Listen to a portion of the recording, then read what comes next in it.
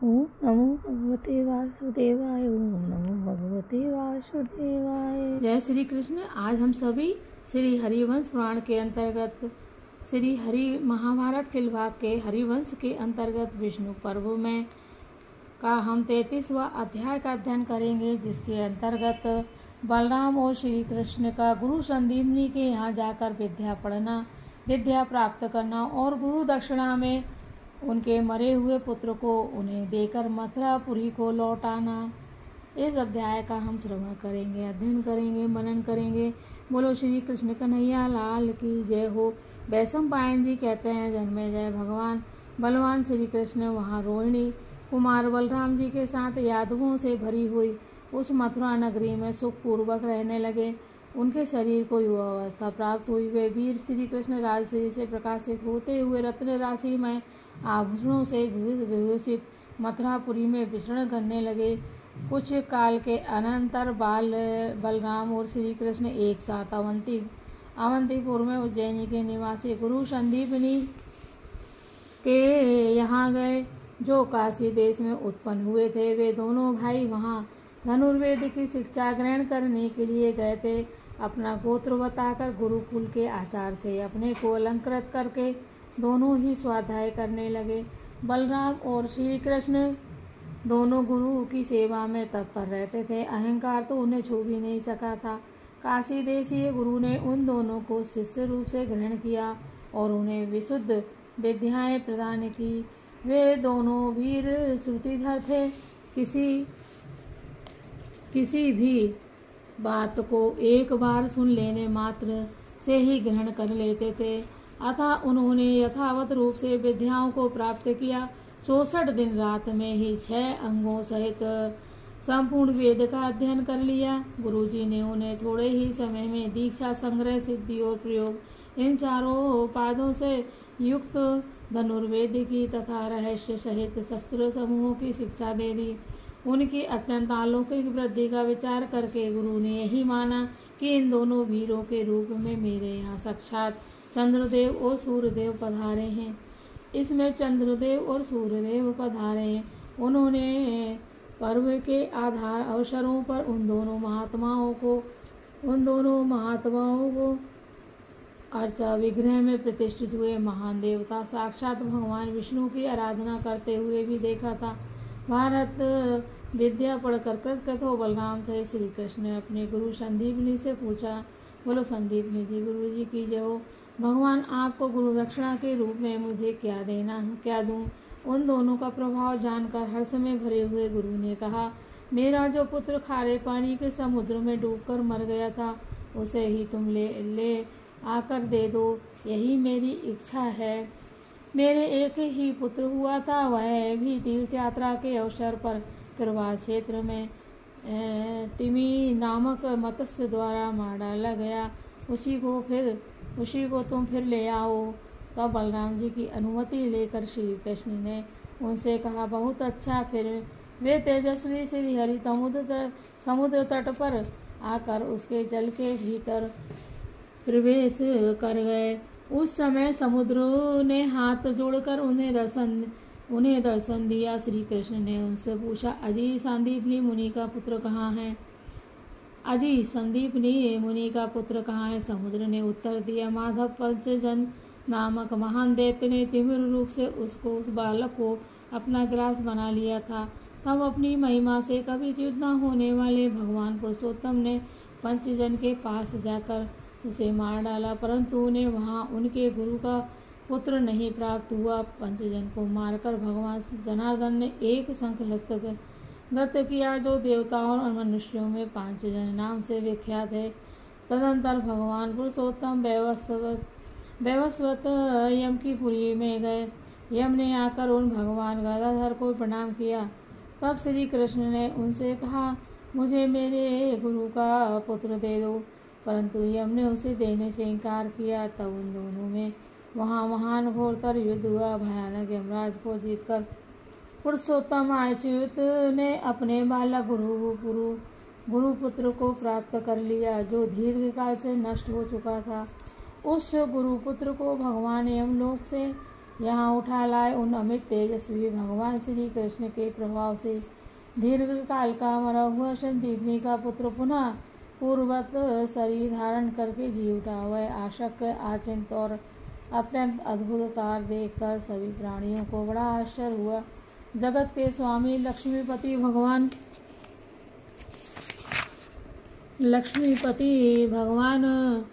श्री कृष्ण गुरु पुत्र को साथ ले 5 जन्य शंख तथा बहुत से बहुमूल्य रत्न लेकर पुनः लौट आए। इंद्र के छोटे भाई श्री कृष्ण ने उन बहुसंख्यक एवं बहुमूल्य रत्नों को राक्षसों द्वारा जो यम के किंकर थे मंगवाकर गुरु को निवेदन किया। दोनों भाई बलराम और श्री कृष्ण ने गदा और पारीग के युद्धों में तथा संपूर्ण अस्त्रों में शीघ्र ही प्रभुता प्राप्त कर ली। वे समस्त संसार के धनुर्धरों में श्रेष्ठ माने जाने लगे। उदार बुद्धि वाले श्री कृष्ण ने प्रसन्नचित होकर सांदीपनी के पुत्र को उसी रूप और अवस्था में रत्नों के साथ उन्हें लौटा दिया। राजन, काशी देश में उत्पन्न हुए संदीपनी ने चिरकाल से नष्ट हुए अपने पुत्र से मिलकर बलराम और श्री कृष्ण की भूरी भूरी प्रशंसा करते हुए बड़े प्रसन्न हुए। उत्तम व्रत का पालन करने वाले वे दोनों वीर वासुदेव पुत्र अस्त्र विद्या की शिक्षा पाकर गुरु की आज्ञा ले पुनः मथुरापुरी को लौट आए। उस समय उग्रसेन आदि समस्त यादवों ने प्रसन्नचित होकर सेना सहित आगे जा उन दोनों यदुवंशी वीरों की आगवानी की।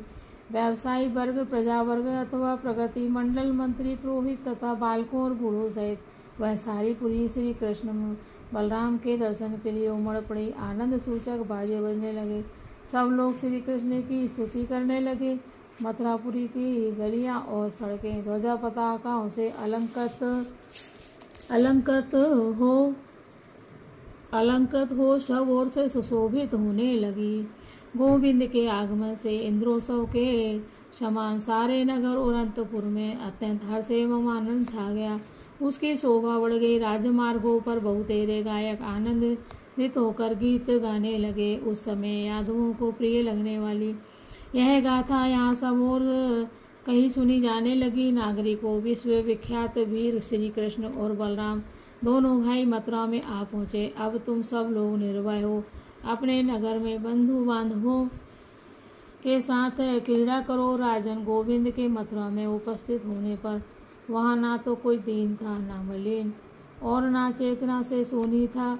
पक्षी मीठी मीठी बोली बोलते थे, गाय बैल घोड़े हाथी हष्ट पुष्ट रहते थे और पुरुषों तथा स्त्रियों के समुदाय मन में सुख का अनुभव करते थे। शीतल सुखद हवा चलती थी। 10 दिशाओं में धूल नहीं उड़ती थी और सभी मंदिरों में हर्षपूर्वक देवता निवास स्थान करते थे।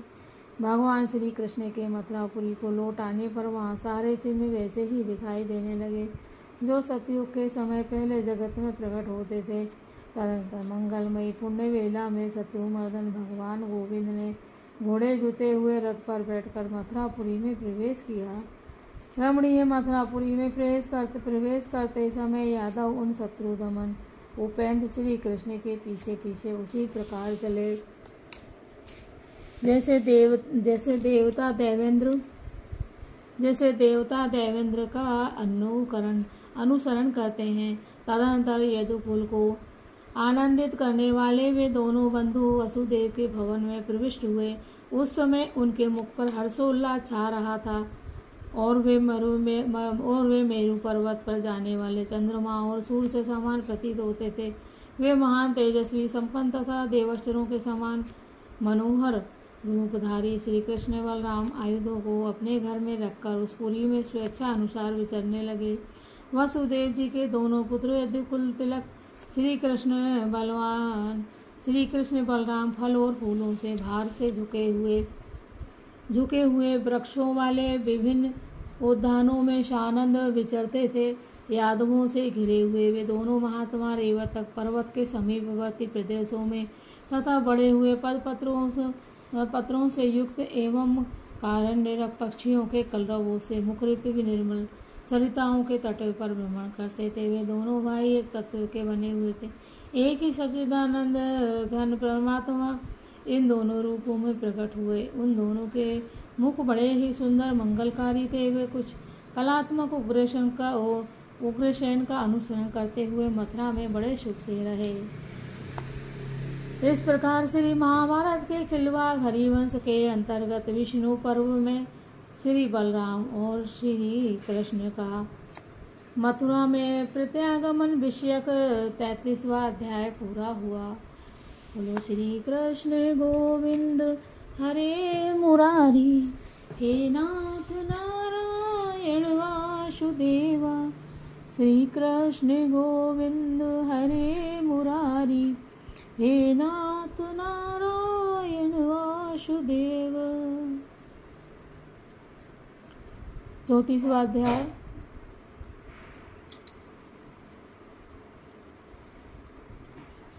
जरासंध का, अब हम पढ़ेंगे विष्णु पर्व का 34वां अध्याय। जरासंध का अपनी विशाल सेना के द्वारा आकर मथुरापुरी पर घेरा डालना।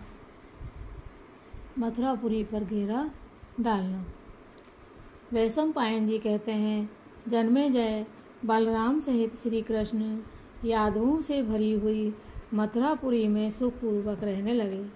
उनके श्रीअंगों को युवा अवस्था प्राप्त हुई थी। वे भगवान राजोचित शोभा से सुशोभित हो वन प्रांतों से विभूषित मथुरापुरी में प्रसन्नतापूर्वक विचरते थे।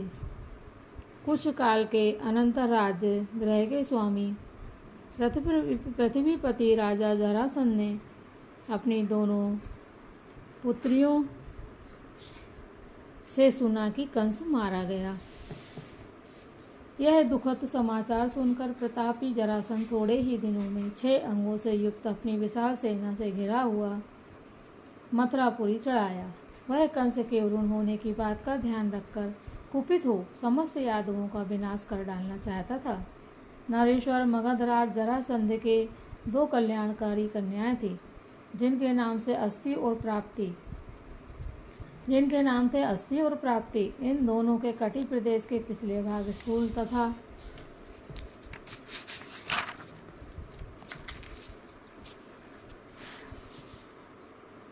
सुंदरता को प्राप्त बृहस्पति पुत्र जरासंध ने अपनी वे दोनों कन्याएं कंस को दे दी थी। वे दोनों कंस की पत्नियां थी। सूरसेन देश का स्वामी कंस जरासंध का आश्रय ले यादवों का अनादर करके अपने पिता उग्रसेन को कैद कर स्वयं ही राजा बन बैठा था और अपनी उन दोनों पत्नियों के साथ आनंद भोगने लगा था। जैसा कि तुमने बहुत बार सुना है, भाई बंधुओं के कार्य और प्रयोजन की सिद्धि के लिए वसुदेव जी सदा उग्रसेन के हित में तत्पर रहते थे, किंतु कंस उनके इस बर्ताव को सहन नहीं कर पाता था। बलराम और श्री कृष्ण से भिड़कर जब दुरात्मा कंस मारा गया, तब भोज वृष्णि और अंधकवंशी यादवों से घिरे हुए उग्रसेन स्वयं राजा हुए। तदनंतर अपनी दोनों प्रिय पुत्रियों से, जो वीर कंस की पत्नियां थी, प्रेरित हो बलवान राजा जरासंध ने मथुरा पर आक्रमण किया। वह क्रोध से अग्नि के समान जल रहा था। उसने सब प्रकार से पूरा उद्योग करके चढ़ाई की थी। जरासंध के प्रताप से नतमस्तक हुए जो राजा थे तथा जो उसके मित्र भाई बंधु मिलने जुलने वाले थे, सुहृद थे, उन सब ने अपनी सारी सेनाओं के साथ जरासंध का ही अनुसरण किया। वे महाधनुर्धर तथा महापराक्रमी नरेशगण जरासंध ही प्रिय चाहने वाले थे। उनके नाम इस प्रकार है: करुण देश का राजा दंतवक्त पराक्रमी चेतीराज शिशुपाल, कलिंग देश का राजा श्रुतायु, बलवानों में श्रेष्ठ पूर्णक वसुदेव, सांकृति कौशिक राजा भीषक तथा धनुधारियों में श्रेष्ठ भीषक पुत्र उक्मी, जो महासमर में श्री कृष्ण और अर्जुन के साथ लड़ने वाला हौसला रखता था। वेणुधारी सुद्रवर्ता सुरुतरवा कृत अंशुमान बलवान अंगराज वंग नरेश कौशल नरेश काशीराज दशार्ण नरेश के अधिपति पराक्रमी सुखेश्वर विदेह राज बलवान मृदराज शल्य त्रिगत देश का शासक सुशर्मा पराक्रमी शाल्वराज महाबली दरद यवनों का राजा पराक्रमी भगदत्त सोवीर देश का राजा शैव बलवानों में श्रेष्ठ पांडय गांधार राज सुबल महाबली भगरी जीत काश्मीर राज गोनर दर्द देश के अधिपति धृष्टराज के महाबली पुत्र दुर्योधन आदि ये तथा और भी बलवान महारथी राजा श्री कृष्ण से द्वेष रखते हुए जरासंध के साथ आए थे। वे सूरसेन देश में जहाँ दाना घास और लकड़ी की बहुत आया थी आकर अपनी अपनी सेनाओं को आगे करके मथुरा पर घेरा डालकर रहने लगे।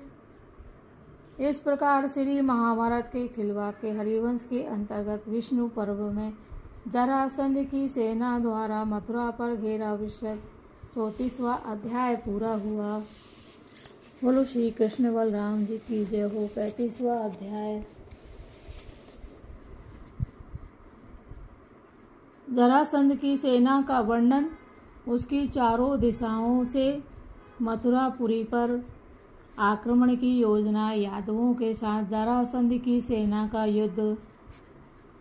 श्री कृष्ण और बलराम के पराक्रम से उसकी सेना का पलायन। जरासंध द्वारा अपने सैनिकों को प्रोत्साहन तथा उभय पक्ष के वीरों में घमासान युद्ध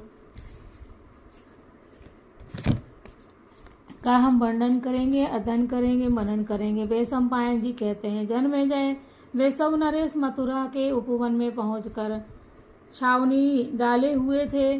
वहां समस्त वृष्णिवंशियों ने श्री कृष्ण को आगे करके उन्हें देखा। तब श्री कृष्ण ने मन ही मन प्रसन्न होकर बलराम जी से कहा, आर्य देवताओं का कार्य एवं प्रयोजन शीघ्र ही सिद्ध होना चाहता है, इसमें संशय नहीं है। तभी तो वह राजा जरासंध स्वयं ही हमारे निकट आ पहुंचा। वह वायु के समान वेगशाली रथों की ध्वजाओं के अग्रभाग दिखाई दे रहे हैं। भैया विजय की इच्छा से आए हुए राजाओं के चंद्रमा जैसे श्वेत एवं ऊंचे ऊंचे छत्र शोभा पा रहे हैं। अहो राजाओं के रथों पर ऊंची ऊंची निर्मल एवं शुभ्र छत्र से पंक्तियां आकाश में हंस की पातों के समान शोभा पाती हुई हमारे निकट आ रही है। पृथ्वीपति जरासंध ठीक समय पर आ पहुंचा। यह हम दोनों के युद्ध की कसौटी तथा सम्रांगण का पहला अतिथि है। और उस राजा के आ जाने पर हम दोनों साथ ही रहे। युद्ध का आराम पीछे होगा, पहले उसकी सेना कितनी है इसका विचार कर ले। ऐसा कहकर श्री कृष्ण स्वस्थ चित्त से संग्राम की लालसा रखकर जरासंध की शक्ति का पता लगाने के लिए उसकी सेना का निरीक्षण करने लगे। अविनाशी यदुकुल तिलक मंत्र वेदता श्री कृष्ण उन सब राजाओं को देखकर अपने आप ही मन में इस प्रकार कहने लगे, ये हैं वे भूपाल जो राजोचित मार्ग पर स्थित हैं और शास्त्रोक्त विधि से विनाश को प्राप्त होने वाले हैं। मैं समझता हूँ कि मृत्यु ने रण यज्ञ की आहुति बनाने वाले इन श्रेष्ठ नरेशों का प्रोक्षण किया है। इनके स्वर्गगामी शरीर भी प्रकाशित हो उठे। यह पृथ्वी इन मुख नरेशों के सैन्य समुदाय से पीड़ित हो महान भार से थक कर जो देवलोक में गई थी, वह इसका जाना उचित ही था। इन राजाओं के सैन्य समुदाय से आवृत होकर यहाँ की भूमि ठसाठस भर गई है। कहीं थोड़ा भी अवकाश नहीं रह गया है। परंतु थोड़े ही समय में जब वे सैकड़ों नरेश सैन्य सहित मार गिराए जाएंगे, तब यह भूतल निर्जन सा हो जाएगा। वैशंपायन जी कहते हैं, जन्मेजय तदंतर समस्त राजाओं का स्वामी महातेजस्वी जरासंध कुपित हो सहस्रों नरेश समुदायों के साथ आगे बढ़ा। कहीं सुंदर ढंग से सुसज्जित सुंदर वाहन रथ युद्धोपयोगी सामग्रियों से संपन्न थे। उनमें विशाल एवं प्रचंड वेग वाले अश्व जुते हुए थे। उन रथों की गति कहीं भी अवरुद्ध नहीं होती थी। ऐसे रथों द्वारा रथी योद्धा युद्ध के लिए आगे बढ़ रहे थे। कहीं बहुसंख्यक हाथी चल रहे थे, जिन्हें सोने की जंजीरों से कसा गया था। उनके दोनों ओर बड़े बड़े घंटे लटके रहे थे। वे हाथी काले मेघों के समान प्रतीत होते थे। उनके ऊपर अच्छे महावत बैठे थे तथा रणकुशल योद्धाओं द्वारा उन्हें सुसज्जित किया गया था। उन हाथियों द्वारा गजारोही योद्धा आगे बढ़ रहे थे। कुछ घुड़सवार योद्धा घोड़ों पर अच्छी तरह से सवार थे। उनके वे घोड़े वायु के समान वेगशाली थे और उछलते कूदते हुए आगे बढ़ते समय आकाश में उड़ते हुए पक्षी के समान प्रतीत होते थे। बलवानों में श्रेष्ठ सैनिक भी ढाल और तलवार लिए प्रचंड रूप धारण करके आगे बढ़ते थे। वे हजार हजार की टोलियों में एक साथ चलते थे और उछलते हुए सर्पों के समान दिखाई देते थे। इस प्रकार मंडराते हुए बादलों के समान चतुरंगी सेनाएं साथ लेकर वीर व्रत को धारण करने वाला बलवान राजा जरासंध युद्ध के लिए आगे बढ़ रहा था। वह मेघ के समान गंभीर घग्गर घोष करने वाला, रथों चिंगाड़ते हुए मतवाले हाथियों, हिलाते हुए घोड़े तथा गर्जित करते हुए पैदल सैनिकों द्वारा उस पुरी की संपूर्ण दिशाओं तथा वनों को कोलाहलपूर्ण बनाता हुआ आ रहा था। सेना के साथ आता हुआ राजा जरासंध विशाल समुद्र के समान दिखाई देता था। भूमि पालों की वह सेना हष्टपुष्ट योद्धाओं से परिपूर्ण थी। गरजने और ताल ठोकने की गंभीर ध्वनि से वह मेघों की गरजती हुई घटा के समान प्रतीत होती थी। वायु के समान शीघ्रगामी रथों, मेघों के सदस्य दिखाई देने वाले हाथियों, वेगशाली घोड़ों तथा आकाश चारी पक्षियों के समान जान पड़ने वाले पैदल सैनिकों से मिश्रित हुई उस सेना की सब ओर से बड़ी शोभा हो रही थी। मतवाले हाथियों से व्याप्त हुई वह विशाल वाहिनी वर्षा ऋतु में समुद्र के भीतर लक्षित होने वाले मेघों के समूह की शोभा धारण करती थी। वे जरासंध आदि समस्त भूपाल अपनी सेना के साथ मथुरापुरी को चारों ओर से घेरकर छावनी डालने की तैयारी करने लगे। वहां डेरा डाले हुए जरासंध के सैनिक शिविरों की शोभा वैसे ही प्रतीत होती थी जैसे कि शुक्ल पक्ष की पूर्णिमा को अपने उत्ताल तरंगों से परिपूर्ण हुए महासागर का रूप देखने में आता है। तदंतर रात बीतने पर प्रातः काला सब राजा उठे और युद्ध की लालसा से मथुरापुरी पर चढ़ाई करने के लिए एकत्र होने लगे। यमुना के किनारे एकत्रित होकर वे सभी नरेश बैठे और युद्ध के शुभ अवसर के लिए उत्सुक हो आपस में मंत्रणा करने लगे। सेना सहित उन नरेशों की तुमुल ध्वनि प्रलय काल में मर्यादा को तोड़कर बहने वाले समुद्रों की भयंकर गर्जना के समान सुनाई देती थी। उन राजाओं के छड़ीदार बूढ़े सिपाही चोगा और पगड़ी धारण किए तथा हाथ में बेत लिए राजा के से यह कहते हुए विचरने लगे कि सब लोग मौन रहें, कोई एक शब्द न बोले। उस समय नीरव और निश्चल हुए उस सैन्य समूह का रूप जिसके मत्स्य और ग्राह विलीन हो गए हों उस शब्दहीन शांत महासागर के समान प्रतीत होता था। उस सैन्य समुद्र के मानो योग बल से सहसा नीरव तथा निश्चल हो जाने पर बृहस्पति के समान नीतिमान जरासंध ने यह महत्वपूर्ण बात कही, राजाओं की सेना शीघ्र आक्रमण करें और इस मथुरा नगरी को सब ओर से सैनिक समूहों द्वारा घेर ले। पत्थरों के गोले बरसाने वाले यंत्र लगा दिए जाएं। छेपड़िए गोफना या डैलवांस तथा मुदगर संभाल लिए जाएं। सारी भूमि समतल कर दी जाए और उसे जलराशियों से अपलावित किया जाए। धनुषों को ऊपर उठा लेना चाहिए। प्रासों और तोमरों को भी हाथ में ले लिया जाए। टंक आदि के द्वारा तथा खंडित्रों से इस पुरी को तुरंत ही विदीर्ण कर दिया जाए। युद्ध की प्रणाली को जानने वाले नरेशों को उसके समीप यथास्थान खड़ा किया जाए। आज से मेरे सैनिकों द्वारा मथुरापुरी पर घेर डाल दिया जाए और उसे तब तक चालू रखा जाए जब तक कि मैं युद्ध में इन दोनों ग्वालों वसुदेव पुत्र संकर्षण और कृष्ण को अपने तीखे बाणों द्वारा मार न डालूं। उस समय तक आकाश को भी बाण समूहों से इस तरह रूथ दिया जाए जिससे पक्षी भी उड़कर बाहर न जा सके। मेरा अनुशासन मानकर समस्त भूपाल मथुरापुरी के निकट भूभाग में खड़े रहे और जब जहाँ अवकाश मिल जाता तब वो तहाँ शीघ्र ही पुरी पर चढ़ाई कर दें।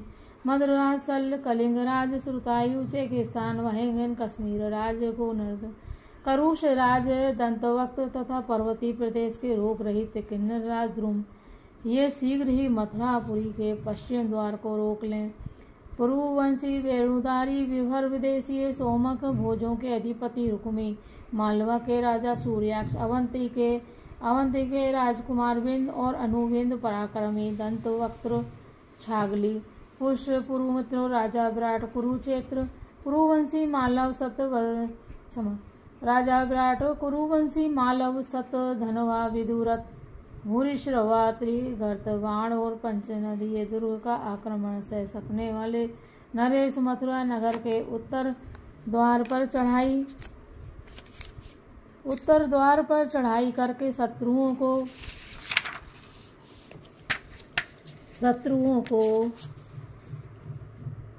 कुचल डाले। इनका गौरव वज्र के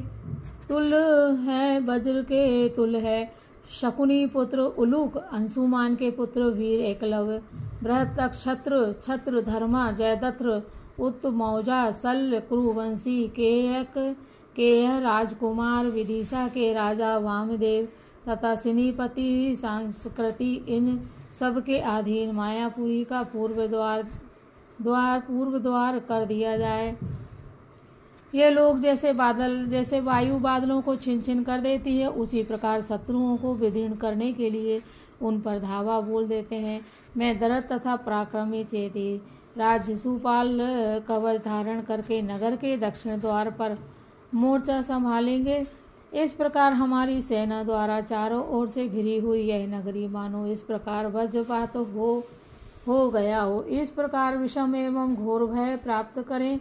गदाधारी वीर गदाओं से, परिघ चलाने वाले परिघों से तथा अन्य वीर नाना प्रकार के दूसरे शस्त्रों से इस पुरी को विदीर्ण कर डालें। आज ही आप सब भूपाल मिलकर ऊंचे नीचे महलों के समूहों से भरी हुई सारी नगरी को गर्द में मिलाकर समतल भूमि के समान कर दें। इस प्रकार आदेश दें। चतुरंगनी सेना का व्यूह बनाकर जरासंध युद्ध के लिए डट गया और क्रोध से भरे हुए समस्त नरेशों के साथ यादवों पर चढ़ गया। उस समय अपनी सेना का व्यूह बनाकर प्रहार कुशल यादवों ने जरासंध का सामना किया। उनका वह युद्ध देवासुर संग्राम के समान प्रतीत होता था। वह थोड़े से योद्धाओं का बहुसंख्यक शत्रुओं के साथ युद्ध हुआ, जिसमें अभय पक्ष के रथ और हाथी एक दूसरे से सटकर जूझ रहे थे। इसी समय वासुदेव के दोनों पुत्र श्री कृष्ण और बलराम नगर से बाहर निकले। उन्हें देखते ही उन श्रेष्ठ राजाओं की विशाल वाहिनी क्षुब्ध हो उठी। उसके वाहन भयभीत और मोहच्छन से हो गए। कवच धारण करके रथ पर बैठे हुए वे दोनों यादव वीर वहां विचरने लगे, मानो क्रोध में भरे हुए दो मगरों समुद्र में हलचल मचा रहे हों। उस संग्राम में जूझते हुए इन दोनों महात्मा वीरों के मन में यह संकल्प उठा, यदि हमारे पुरातन अस्त्र आ जाते तो हम उन्हें ही लेकर युद्ध करते। उनके इतना सोचते ही उस युद्ध में आकाश से दिव्य आयुध नीचे आने लगा। वे सब के सब सुदृढ़, महान और दैदीप्यमान थे तथा शत्रुओं को चाट जाने के लिए उद्धत दिखाई देते थे। उनके पक्षी, मांसभक्षी, भूत प्रेत आदि भी आ रहे थे। वे दिव्य अस्त्र मूर्तिमान एवं विशाल थे तथा युद्ध में आए हुए राजाओं के रक्त मांस का उपभोग करने के लिए मानो अत्यंत भूखे प्यासे थे। उन्होंने दिव्य फूलों के हार धारण किए थे। अपनी प्रभा से प्रकाशित हो आकाश से गिरते हुए वे दिव्यास्त्र आकाशचारी प्राणियों के मन में भय उत्पन्न करते थे। संवर्तक नामक हल, सौनंद नामक मुसल, धनुष में श्रेषांग तथा कौमुद की गदा, भगवान विष्णु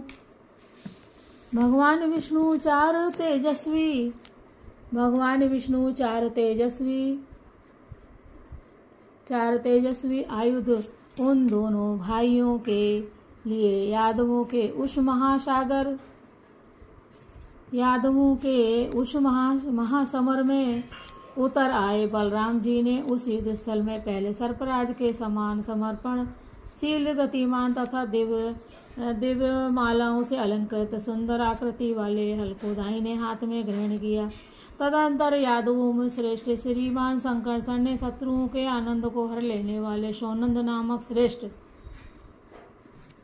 क्या नाम था उस मूसल का? सौनंद नामक श्रेष्ठ मूसल को बाएं हाथ से ग्रहण किया।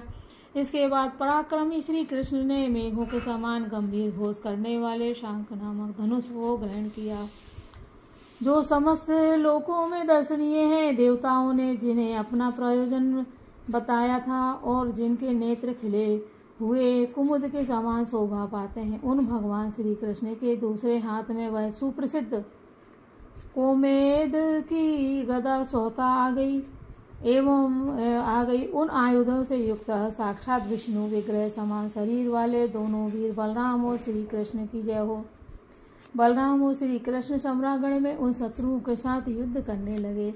उन दिव्य आयुधों को ग्रहण करके एक दूसरे को सहारा देने वाले अग्रज और अनुज रूप दोनों वीर बंधु वीर श्री बलराम और श्री कृष्ण शत्रुओं का सामना करते हुए ईश्वर कोटि के महापुरुषों के समान पराक्रम दिखाने लगे। वसुदेव के वे दोनों पुत्र रणभूमि में देवताओं के समान विचरते थे। वीर बलवान क्रोध में भरकर सर्पराज के समान हल उठाए शत्रुओं के लिए काल रूप होकर समर भूमि में विचर रहे थे। वे महामनस्वी क्षत्रियों के रथ समूहों को पीछे ढकेलते हुए हाथी और घोड़ों पर अपना रोज सफल करने लगे। बलराम जी गजराजों को हल से खींचकर उन्हें मूसल की मार से घायल करते हुए सम्रांगण में अद्भुत शोभा पा रहे थे। उन्होंने पर्वतों के समान हाथियों को मत डाला। रणभूमि में बलराम जी के द्वारा मारे जाते हुए वे क्षत्रिय शिरोमणि भयभीत हो समर के पीछे हटकर जरासंध के पास भाग गए। उस समय क्षत्रिय धर्म में स्थिर रहने वाले जरासंध ने उन क्षत्रिय से कहा, अरे सम्रांगण में कातर हृदय होकर पीछे भागने वाले तुम सब लोगों की इस क्षत्रिय वृत्ति को धिक्कार है। जो क्षत्रिय संग्राम भूमि में रथहीन होने पर पीठ दिखाकर भागने लगता है, उसकी इस भीरुता को मनीषी पुरुष भ्रूण हत्या के समान आशय बताते हैं। योद्धाओं, तुम भयभीत होकर युद्ध से पीछे क्यों हटते हो? तुम्हारी ऐसी क्षत्रिय वृत्ति को धिक्कार है। मेरी वाणी से प्रेरित हो तुम सब लोग शीघ्र ही युद्ध भूमि को लौट जाओ, अथवा रथों के द्वारा दर्शक बनकर तब तक खड़े रहो जब तक कि मैं रणभूमि में इन ग्वालों को मारकर यमलोक नहीं भेज देता हूँ। तब जरासंध से प्रेरित हुए समस्त क्षत्रिय बाण समूहों की वृष्टि करते हुए बड़े हर्ष के साथ युद्ध के लिए डट गए। वे सोने के आभूषण से विभूषित हुए घोड़ों मेघ की गर्जना के समान घर घर ध्वनि फैलाने वाले रथों और महावतों द्वारा हाँके गए मेघों के समान काले गजराजों द्वारा आगे बढ़कर युद्ध करने लगे। उन सब के शरीर में कवच बंधे थे, सबने तलवारें ले रखी थी, सभी ध्वजा पताका और आयुध से संबंध सभी के धनुष चढ़े हुए थे तथा सबने तरकस और तोमर ले रखे थे। रथ पर बैठे हुए उन राजाओं के ऊपर छत्र तने हुए थे, मनोहर चवर डुलाए जाते थे, उनके साथ घुड़सवार भी थे। युद्ध भूमि में स्थित हुए वे सभी नरेश बड़ी शोभा पा रहे थे। योद्धाओं में श्रेष्ठ उन रची वीरों का युद्ध में अनुराग था, इसलिए वे भारी गदाओं, श्रेपणियों, गोफनों तथा मृदुगरों से विपक्षियों को घायल करते हुए उनकी सेनाओं में घुस गए। इसी बीच में देवताओं का आनंद बढ़ाने वाला भगवान श्री कृष्ण उत्तम गरुण ध्वज रथ पर आरूढ़ हो जरासंध पर चढ़ाए। उन्होंने 8 बाणों से उसको घायल कर दिया और 5 पैने बाणों द्वारा उसके सारथी को भी बींध डाला। जरासंध बचने का प्रयास करता ही रह गया, किंतु पराक्रमी श्री कृष्ण ने रणभूमि में उसके घोड़े को भी मार डाला। उसे संकट में पड़ा जान महारथी चित्रसेन तथा सेनापति कौशिक दोनों आ पहुँचे और श्री कृष्ण को अपने बाणों द्वारा घायल करने लगे। कैसिक ने लगातार 3 बाणों से बलराम जी को बीध दिया। तब बलराम जी ने भी एक भल्ल मारकर युद्ध में उसके धनुष के 2 टुकड़े कर डाले। साथ ही वेगपूर्वक बाणों की वर्षा करके उन तीनों शत्रुओं को पीड़ित कर दिया। उन्होंने बहुत से स्वर्णभूषित बाणों द्वारा उन वीरों को सब ओर से बारंबार घायल किया। तब क्रोध से भरे हुए चित्रसेन ने 9 कैसिकी ने 5 तथा जरासंध ने 7 बाणों से उनको छत-विछत कर दिया। यह देख श्री कृष्ण ने 3-3 नाराजों से उन तीनों को भेद डाला। फिर बलदेव ने भी 5-5 पहने बाणों से उन सबको घायल कर दिया। इसके बाद पराक्रमी बलराम ने चित्रसेन के रथ के टुकड़े टुकड़े कर दिए तथा एक भल्ल मारकर युद्ध स्थल में उसके धनुष के भी 2 खंड कर डाले। धनुष और रथ के निकट के नष्ट हो जाने पर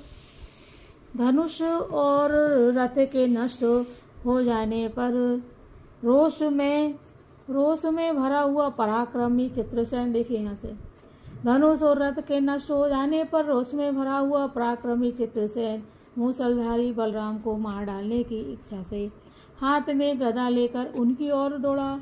यह देख बलराम चित्रसेन के वध की इच्छा से उस पर नाराजों की दृष्टि करने लगे। इतने ही में महाबली जरासंध ने बलराम के धनुष को काट दिया।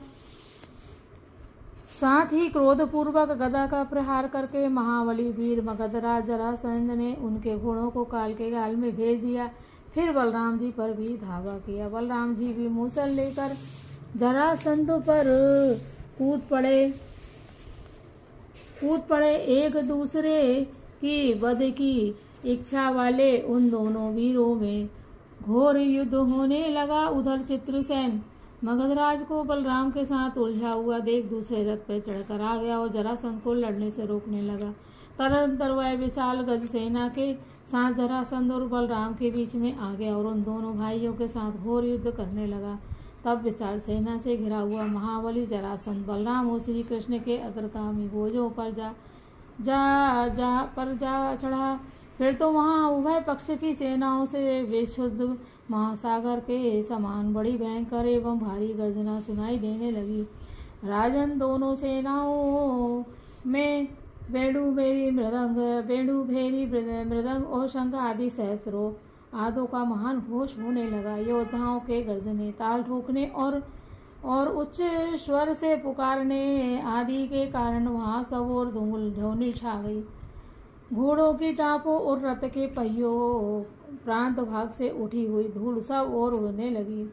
उभय पक्ष के सूरवीर सैनिक बड़े बड़े शस्त्र उठाए धनुष लिए एक दूसरे के सम्मुख गर्जना करते हुए युद्ध स्थल में डटे हुए थे। उस युद्ध में सब और रथी घुड़सवार सहस्त्रों पैदल तथा अत्यंत बलशाली गजराज एक दूसरे पर टूट पड़ते थे। वृष्णियों के साथ जरासंध के योद्धाओं का वह घमासान युद्ध प्राणों का मुँह छोड़कर हो रहा था और भयानक रूप धारण करता जा रहा था। भरत नंदन तदंतर शिनी, अनाथ, दृष्टि, बभ्रू, अक्रूर, विपृथु और आहु कुब्रसेन, इन सब ने बलदेव जी को आगे रखकर अपनी आदि सेना से घिरे हुए शत्रुओं की सेना दक्षिण भाग पर आक्रमण किया। प्रभु उस भाग की रक्षा चैदिराज, शिशुपाल, जरासंध तथा उत्तर दिशा के महाक्रमी योद्धा सल और साल्व आदि नरेश कर रहे थे। यादवों ने जीवन का मोह छोड़कर शत्रुओं पर बाण वर्षा आरंभ कर दी। शेष सेना के आधे भाग से घिरे हुए अवगाह, प्रत्युकंग, शतधून और वितुरथ आदि वीरों ने भगवान श्री कृष्ण को आगे रखकर शत्रु के सेना के वाम भाग पर आक्रमण किया। राजेंद्र वह भाग भीष्मक, महामणि, रुक्मी, देवक, भद्रराज, शल्य तथा गुप्त बल पराक्रम से संपन्न पूर्व और दक्षिण दिशा के वीरों से सुरक्षित था। इन्हीं सब लोगों में जीवन का मोह छोड़कर युद्ध होने लगा। ये लोग बिजली के समान गड़गड़ाहट पैदा करने वाले शक्ति दृष्टि, प्रास तथा बाण समूह की वर्षा करते थे।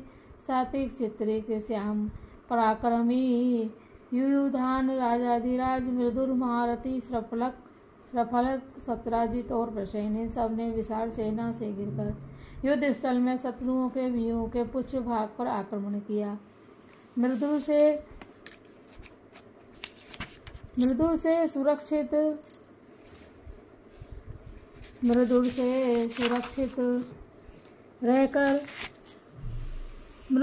सुरक्षित रहकर इन्होंने व्यूह के आधे भाग पर धावा बोल दिया। उस समय इनका वेणुधारी आदि बहुत से राजाओं के साथ युद्ध हुआ। इस प्रकार श्री महाभारत के खिलभाग हरिवंश के अंतर्गत विष्णु पर्व में जरासंध का मथुरा पर घेरा और दोनों पक्षों के योद्धाओं के युद्ध का वर्णन विषयक 35वां अध्याय पूरा हुआ। बोलो श्री कृष्ण गोविंद हरे मुरारी, हे नाथ नारायण वासुदेव।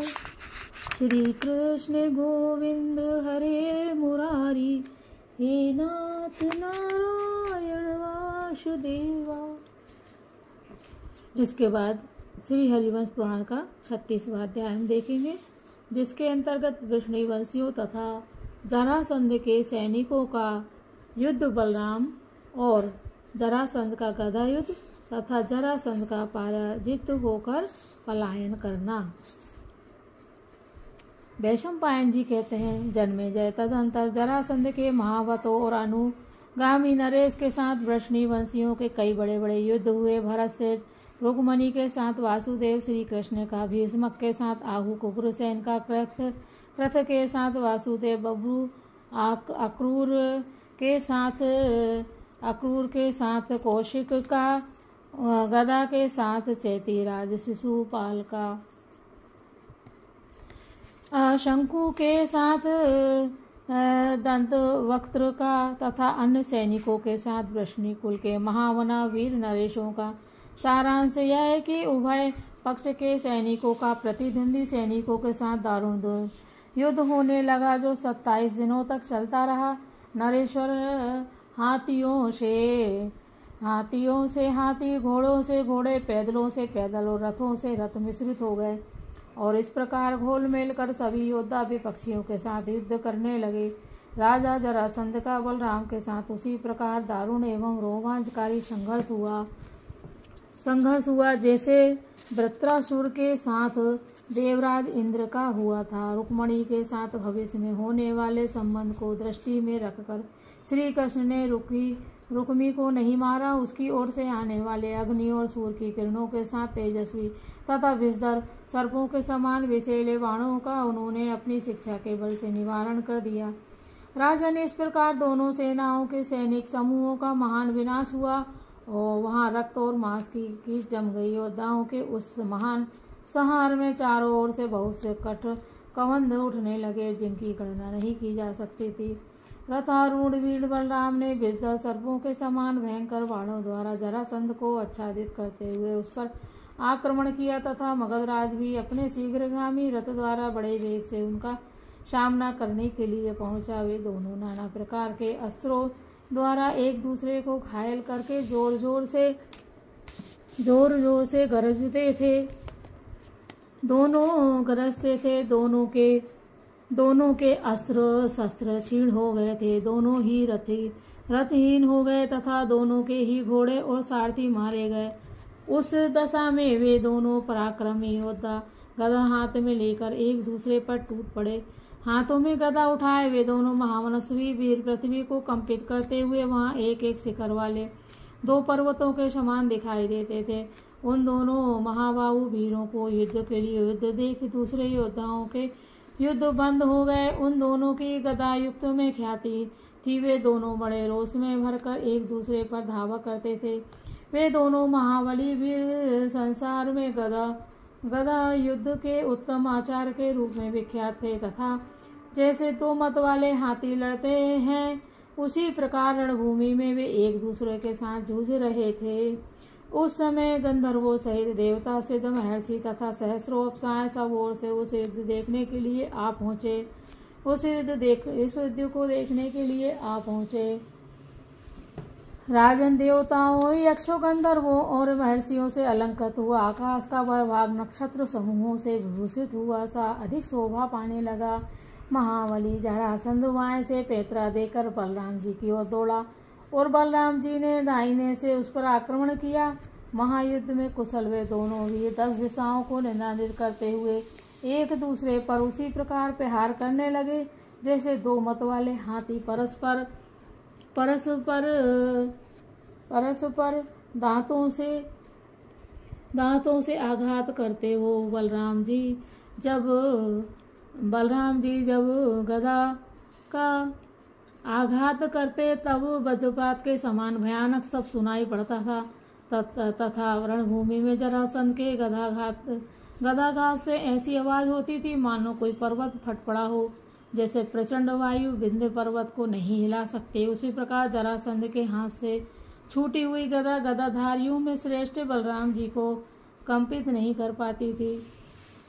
बलराम जी की गदा के वेग से मगधराज जरासंध अपने बल की अधिकता के कारण महान धैर्य के साथ सह लेता था तथा अपनी शिक्षा के द्वारा उनके प्रहार को व्यर्थ कर देता था।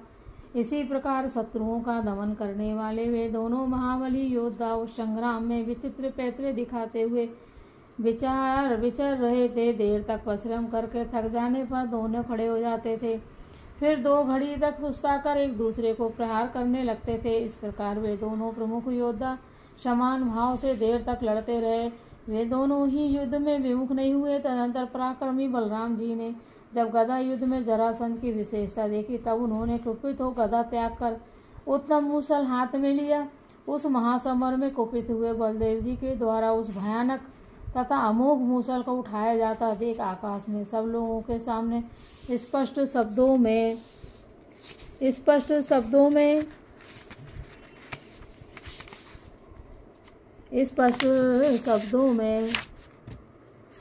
देववाणी सुनाई दी। उसने हल मूसल उठाए हुए बलदेव जी से कहा, दूसरों को मान देने वाले बलराम जी, जरासंध का वध आपके हाथ से होने वाला नहीं है। अतः खेद करने की आवश्यकता नहीं है। इसकी मृत्यु का हेतु मुझे विदित हो गया है, अतः आप इसे मारने की चेष्टा से निवृत्त हो जाइए। मगधराज जरासंध थोड़े ही समय में अपने प्राणों को परित्याग करेगा। यह सुनकर जरासंध का मन उदास हो गया और बलराम जी ने फिर उस पर प्रहार नहीं किया।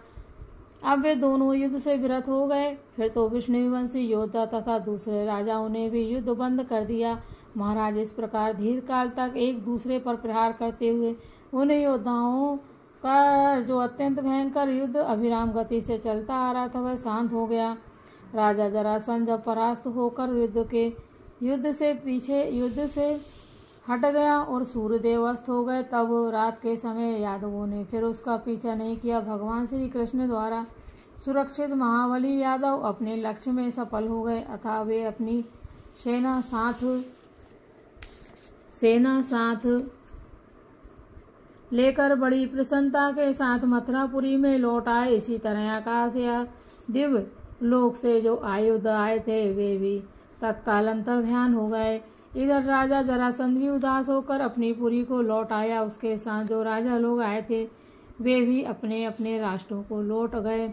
कुरुश्रेष्ठ विष्णुवंशी वीर जरासंध को जीतकर भी उसे हारा हुआ नहीं मानते थे, क्योंकि उस राजा के पास बहुत बड़ी सेना थी तथा वह स्वयं ही अत्यंत बलशाली था। महाबली यादवों ने जरासंध को 18 बार युद्ध का अवसर प्रदान किया, किंतु वे किसी भी समर में उसे मार न सके। महामते राजा जरासंध के पास 20 अक्षोहिणी सेनाएं थी जो उसके लिए लड़ने को आई थी। भरत श्रेष्ठ राजेंद्र मणिवसनी वीर संख्या में बहुत कम थे, इसलिए वे राजाओं सहित जरासंध से अभिभूत हो जाते थे। मगध के राजा पृथ्वीपति जरासंध को इस प्रकार युद्ध में जीतकर विष्णुवंश के सिंह जैसे पराक्रमी महारथी सुखपूर्वक वहां विहार करने लगे। इस प्रकार श्री महाभारत के किलभाग हरिवंश के अंतर्गत विष्णु पर्व में जरासंध का पलायन विषयक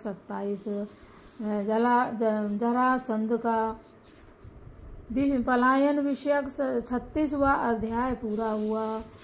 बोलो श्री कृष्ण गोविंद हरे मुरारी, हे नाथ नारायण वासुदेव।